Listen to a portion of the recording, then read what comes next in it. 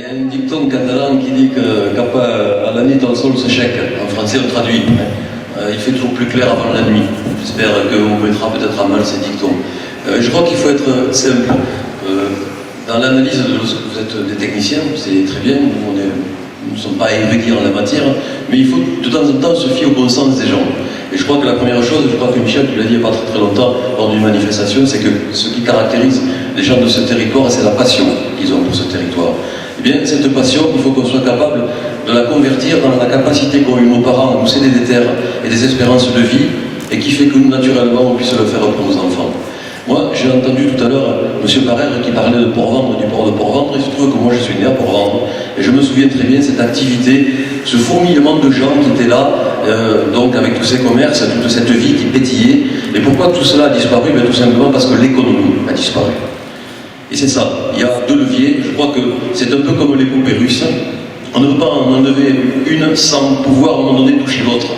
Alors la première chose, et qui est intimement liée à la deuxième, c'est aujourd'hui l'impact que l'on a en termes de démantèlement de l'emploi et les difficultés qu'ont les gens à se loger. Quand on ne peut pas se loger et quand on ne peut pas travailler, forcément on part. Et c'est ce processus en fait qui est en train de se mettre en place. On parle peut-être d'économies nouvelles, mais peut-être parlons déjà des économies anciennes.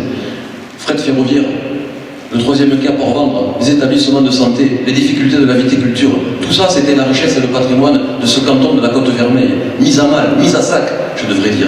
Peut-être qu'il y a un effort à faire ici. Alors on nous tient toujours le même discours.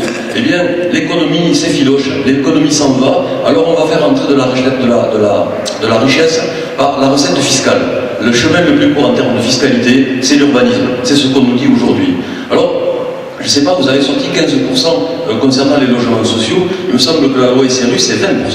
Pas 15, 20. Et je crois que même il y a eu une abrogation faite par Cécile Duflot, qui peut-être encore un peu plus que 20%. Et ça, c'est une véritable difficulté. Parce qu'aujourd'hui, l'accessibilité sur des terrains qui ne sont pas possibles pour les gens qui ont des faibles revenus, donc les contraignent à la migration ou à l'immigration. Donc on se retrouve aujourd'hui dans au moins 3 des communes, parce que moi j'ai le souvenir de l'enfance, alors c'est vrai qu'il y a Collioure qui rayonne, heureusement qu'encore Collioure rayonne, mais quand on voit la situation de Port-Vendre, la situation de Bagnous et la situation de Cervère, c'est un cauchemar sur le canton de la Côte-Vermeille, un cauchemar. Et que sont devenus nos villages? Des résidences secondaires. Rien d'autre que des résidences. Allez faire un tour dans Bagnous ce soir. Et voyez, 51% du parc immobilier est de la résidence secondaire.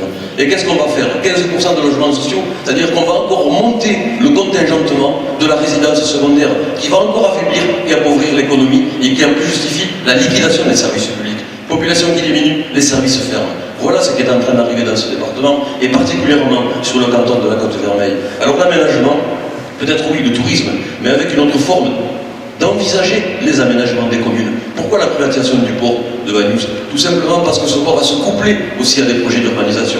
Que sera l'avenir du centre marin une fois que l'activité médicale sera partie? Aussi donné aux prédateurs et aux promoteurs qui viendront faire leur chou gras. Voilà ce qui se prépare pour les mois et les années de l'avenir qui est proche pour nous sur le canton de la Côte-Vermeille. Moi je demande, puisque Kéroy Lagaz est là, le député, mais on a aussi les conseils généraux, et peut-être tout simplement les citoyens de bonne volonté.